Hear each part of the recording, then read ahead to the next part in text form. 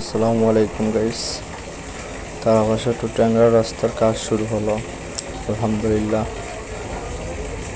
আজকে থেকে ঢালাইয়ের কাজ শুরু হয়েছে, বাট কাজের দিক দিয়ে অনেকটাই দুর্নীতি চলছে। আপনারা দেখেন, এই যে কংক্রিট দেখা যাচ্ছে, ভালো দেখা যাচ্ছে, কিন্তু সিমেন্টের কোনো ইয়েই নাই। এই দেখেন আপনারা, প্রতিবাদ করার মতো কাউকে মিলছে না, কেউ এই প্রতিবাদই করছে না।